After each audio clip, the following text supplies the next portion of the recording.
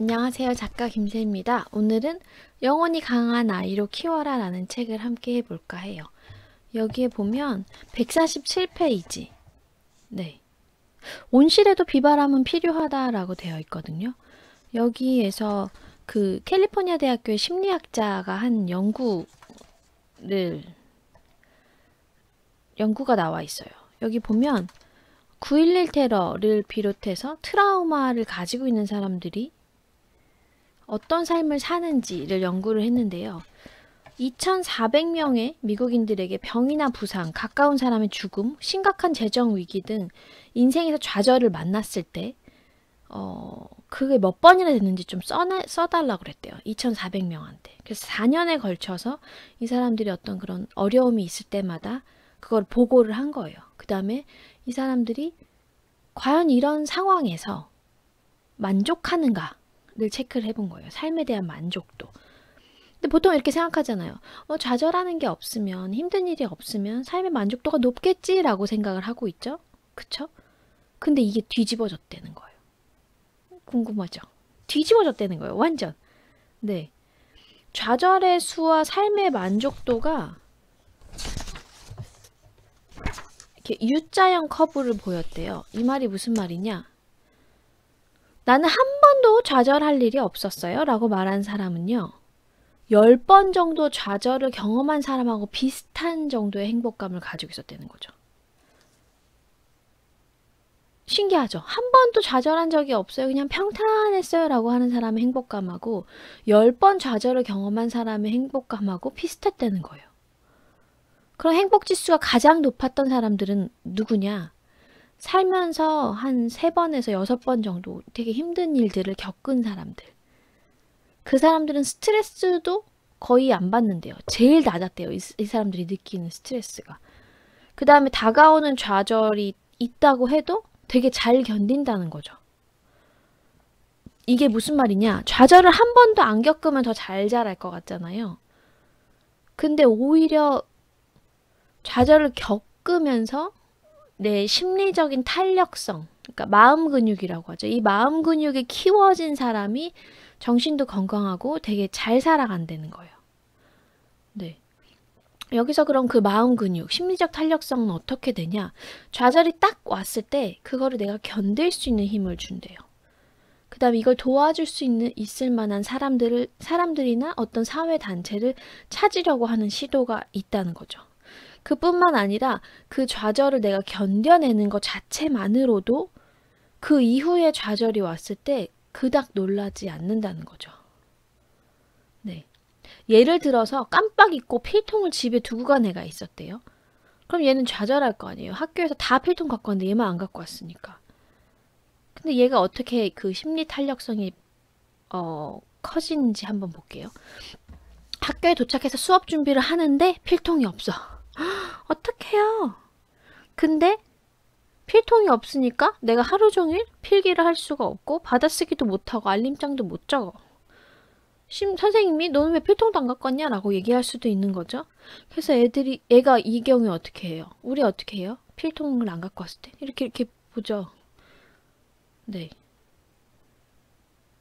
누가 나 좀 빌려줄 수 없나? 라고 그냥 쿨하게 얘기하는 사람도 있고, 그거 말 못해갖고 하루 종일 연필 없이 있을 수 있는 사람도 있고.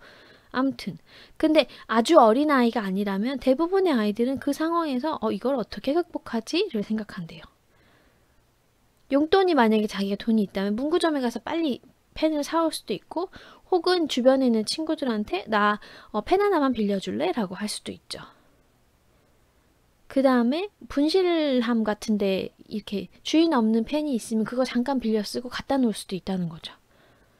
저학년이라면 선생님이 빌려주는 경우도 되게 많대요. 그럼 이 아이는 이 경험을 하고 난 다음에 필통이 없을 때 내가 어떻게 이 문제를 해결하는가에 대한 방법이 생긴다는 거죠. 지금 벌써 몇 가지 나왔잖아요. 그러면 다음에 똑같은 상황에 처했을 때 이 아이가 굉장히 당황하는 비율이 더 높을까요? 아니면 어떻게 하는지 알고 있어요? 라는 비율이 높을까요? 그쵸? 별로 당황하지 않는다고요. 내가 이 좌절이 왔을 때 견디는 능력이 커진 거예요. 전 갑자기 그 생각도 나네요. 라면을 사갖고 나왔는데 바깥에서 먹으려고 물도 받아갖고 나왔는데 젓가락 안 챙겨갖고 나온 기억이 있거든요. 그때 그냥 음, 나뭇가지 꺾어서 먹었나? 뭐 그랬던 것 같아. 그리고 그거를 컵라면 뚜껑을 이렇게 만들면은 나뭇가지를 대충 집어가지고 이 안에 넣어서 이렇게 호록호록 마실 수도 있잖아요.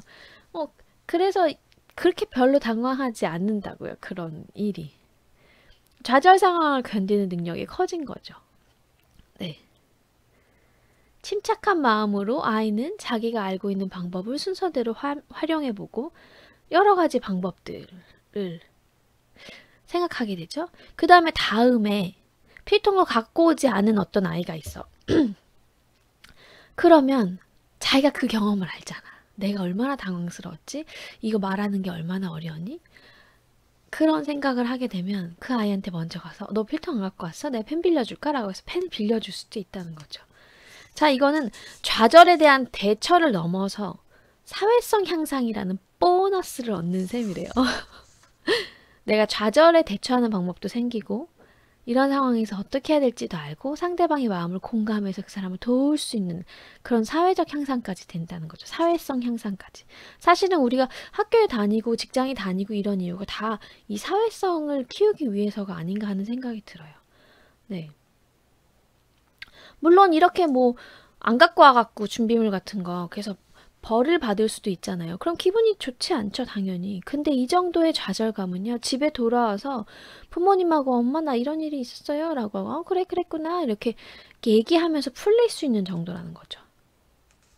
실수했거나 실패했거나 했을 때 아기가 이렇게 의기소침해 있잖아요. 그럼 부모가 아이의 얘기를 귀 기울여 들어주고 그 마음을 읽어주려고 노력한다면 아이는 금방 다시 기력을 회복해서 일상으로 돌아갈 수 있게 된대요.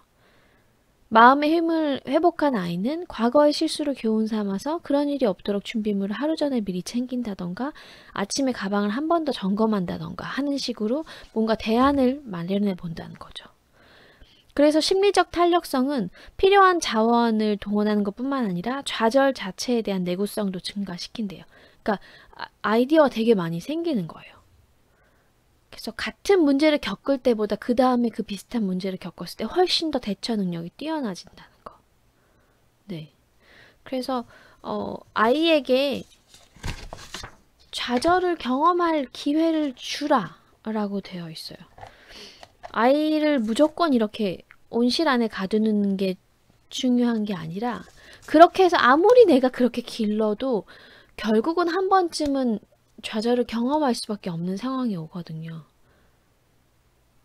근데 그 아이가 스스로 이겨낼 수 있는 마음 근육을 키울 수 있는 실수할 수 있는 기회를 주셨으면 좋겠어요.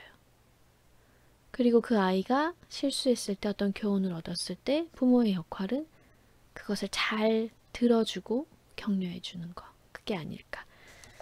네, 온실에서 비바람은 필요하다라는 네, 제목으로 알아봤습니다. 영원히 강한 아이로 키워라. 이거 아이들을 키울 때 어떻게 해주는 게 좋지? 라고 궁금하신 분들은 이 책 사서 보시면 좋을 것 같아요. 감사합니다. 사랑합니다. 축복합니다.